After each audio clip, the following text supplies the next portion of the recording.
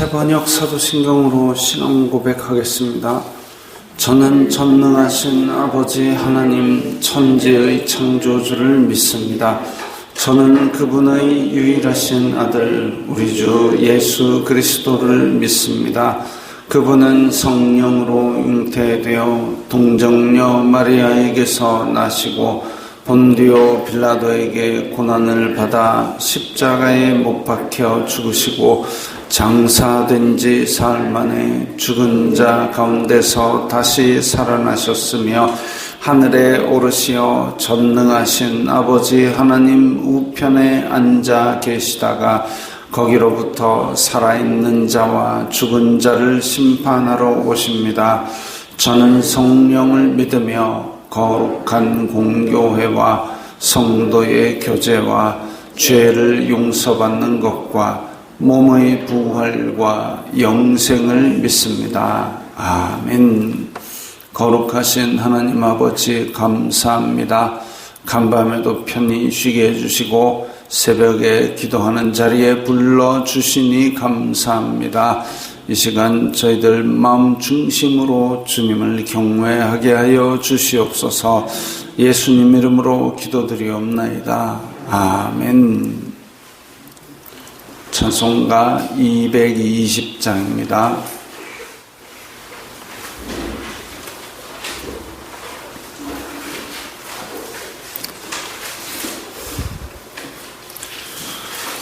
찬송가 220장입니다.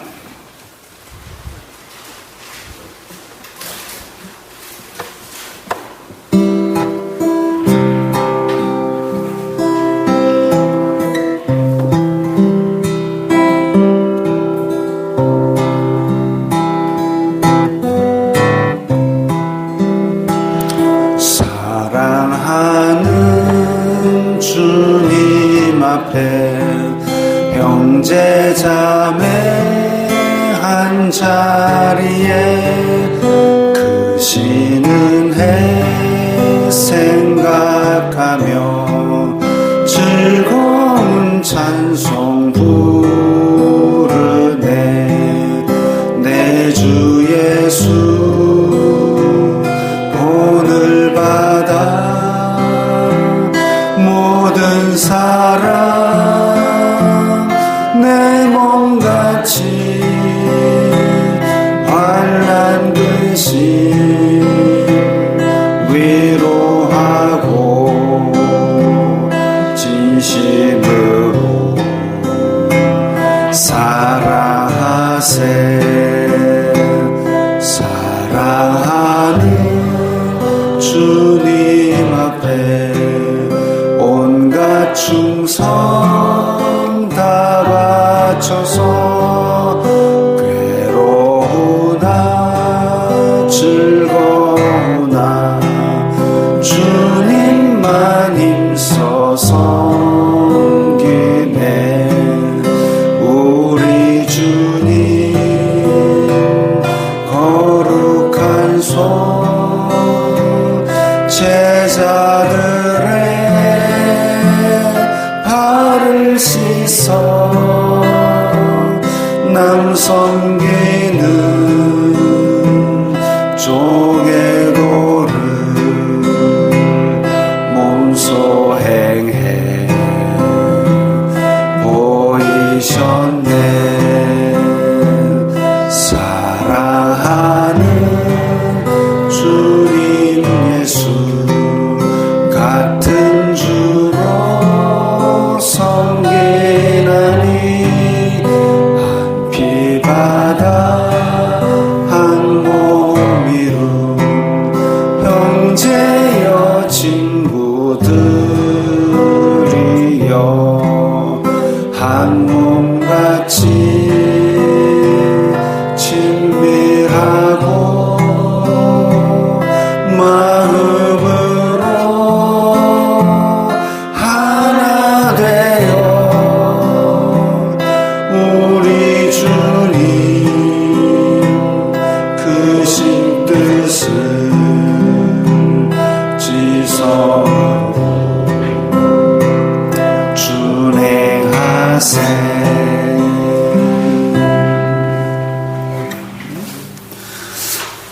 말씀은 신명기 25장 1절부터 10절까지의 말씀입니다.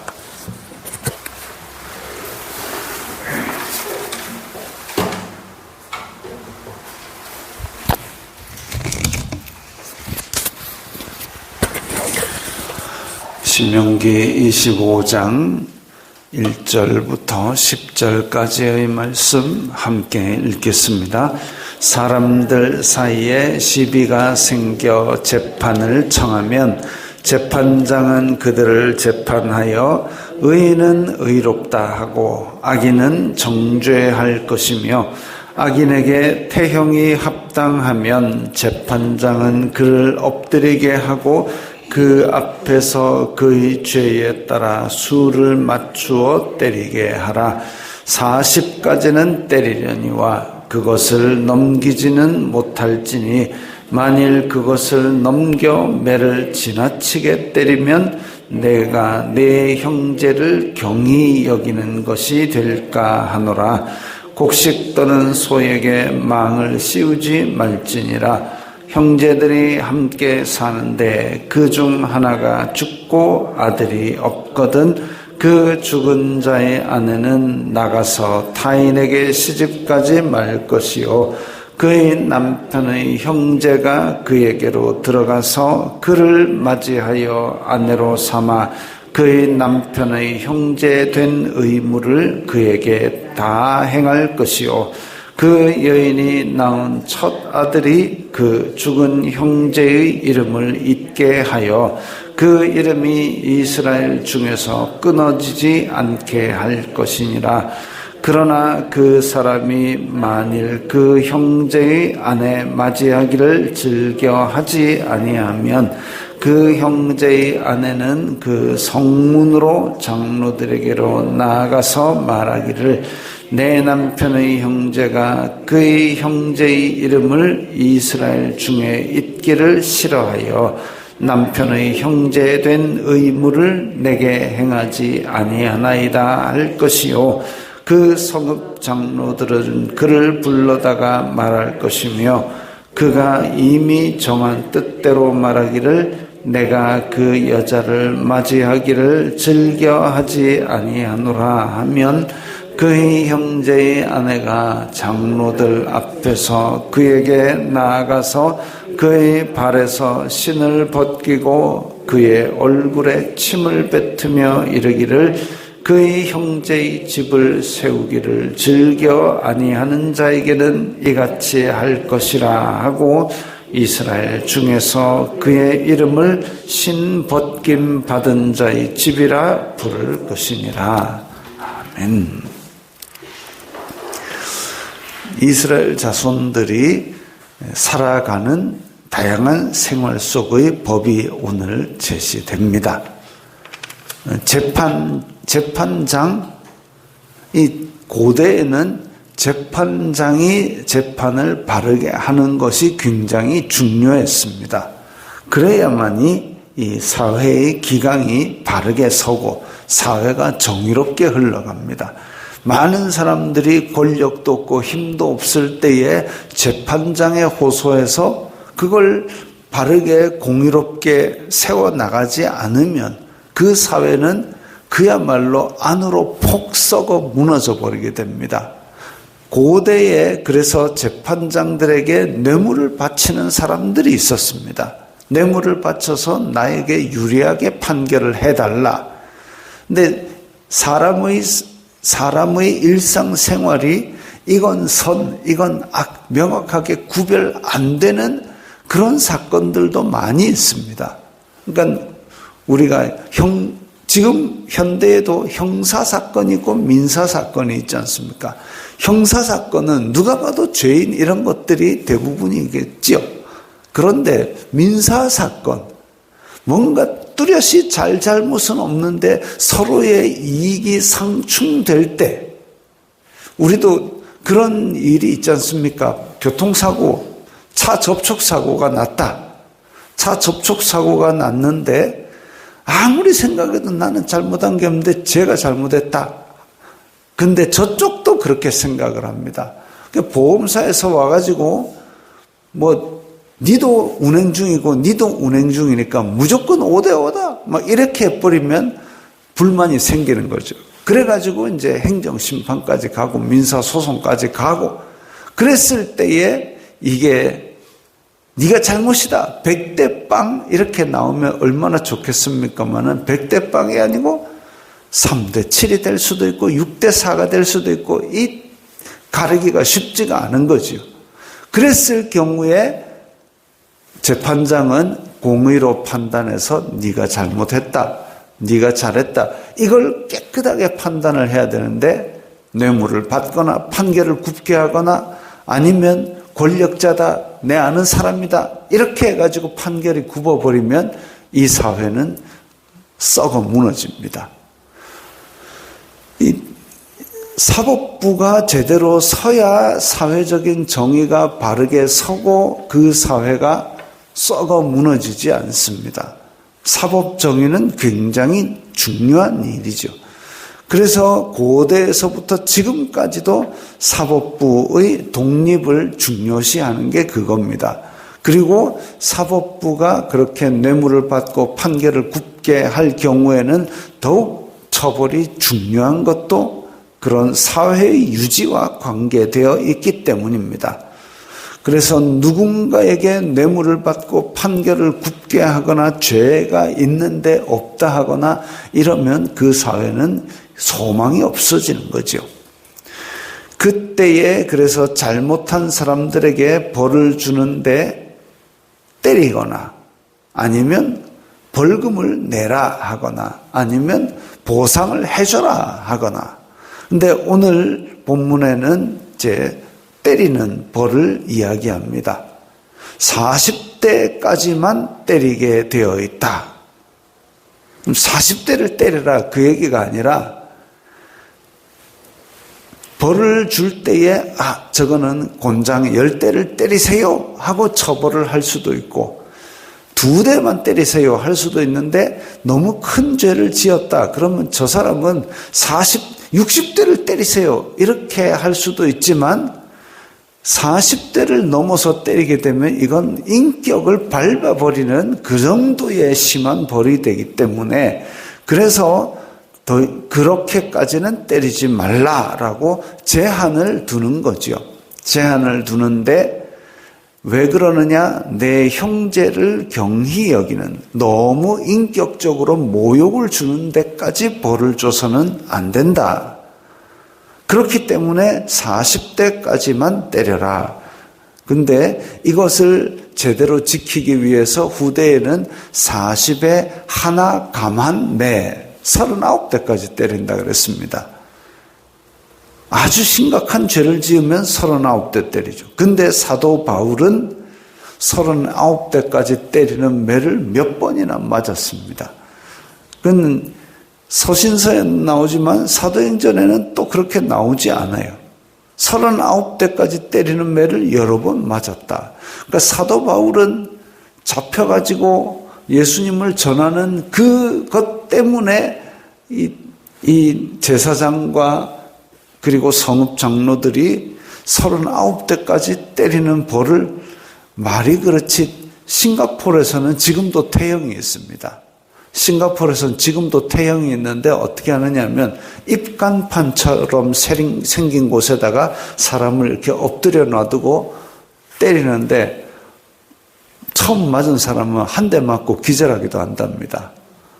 근데 이게 39대를 맞았다. 물론 이제 싱가포르처럼 태형은 아니지만 뭐 채찍으로 때리는 건지 아니면 우리나라처럼 곤장으로 때리는 건지 그건 모르겠습니다만은 뭐 한 2대 맞고 아이고 할만하네 이렇게 할 정도는 아닐 겁니다. 한 대만 맞아도 정신이 번쩍 날 정도로 끔찍한 그런 고통을 주는 벌일 겁니다. 근데 이걸 39대까지 맞았다. 바울이 뭐 튼튼한 몸도 아니고 우리 알지 않습니까? 첫 번째 선교 여행에서 바로 그냥 죽을 병처럼 생겨가지고 갈라디아까지 갈라디아에 들어갈 때만 해도 지금 목숨이 왔다 갔다 할 정도의 그런 허약한 사람인데 39대를 맞았다. 이 참 끔찍한 벌이죠. 그런 벌들을 그러면 39대까지 때렸으니까 나는 율법을 지켰다. 이렇게 해서는 안 되는 것인데 이렇게 연약한 사람이 그런 심한 벌을 받을 정도로 그 사법부 재판, 제사장들의 재판은 사도 바울에게 아주 가혹한 형벌을 내렸습니다. 어쨌든 하나님께서 주신 법은 아주 잘못한 사람에 대해서 이렇게 태형까지도 줄 수 있다. 그러나 그것을 도를 넘기지는 말아라. 이렇게 정하고 있습니다. 그 다음에 4절에 곡식 떠는 소에게 망을 씌우지 말지니라. 곡식 떠는 일을 시키려고 소에게 일을 시켰는데 소가 그 일을 하다 보면 옆에 있는 걷어놓은 곡식을 오독오독 먹을 수도 있는데 그걸 아깝다고 입에다가 망을 씌워서 못 먹게 하는 거 그러지 말라는 거죠. 먹으면 얼마나 먹겠느냐. 다른 소가 와서 먹는 것도 아니고 그 일을 시키는 소인데 그 일을 하는 동안에 소가 좀 먹도록 냅둬라라는 거죠. 그런 최소한의 어떤 자비, 마음의 여유, 그건 잊지 말자라는 겁니다. 단지 곡식 떠는 소에게만 하는 것이 아니라 만약 집에서 일을 시키는 품꾼이 있다. 그 품꾼이 일을 하다 보면 뭔가 일을 하다가 배가 고프면 그걸 좀 먹을 수도 있다. 여기에 대해서도 마음의 여유를 가지라 이런 거죠. 그래서 이런 부분들도 인간적인 어떤 마음의 여유 이런 것을 잃지 말라는 그런 규정으로 내리고 있습니다.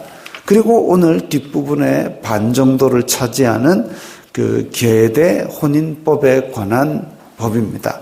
이거는 이스라엘 자손들이기 때문에 지키는 거죠.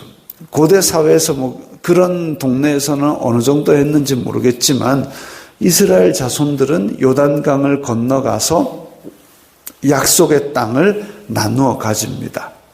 나누어 가질 때 어떻게 하느냐? 제비 뽑아서 지파별로 나누어 가졌습니다. 지파 안에서는 가족별로 나누어 가졌습니다. 그렇게 나누어 가졌기 때문에 만약에 이 가문에서 대를 이을 자손이 없다? 그렇게 하면 이 땅이 주인이 없어지는 겁니다. 그렇기 때문에 가문을 이어간다는 것은 매우 중요한 사안이었습니다. 근데 형이 함께 사는데 형이 죽었다. 아들이 없이 죽었다.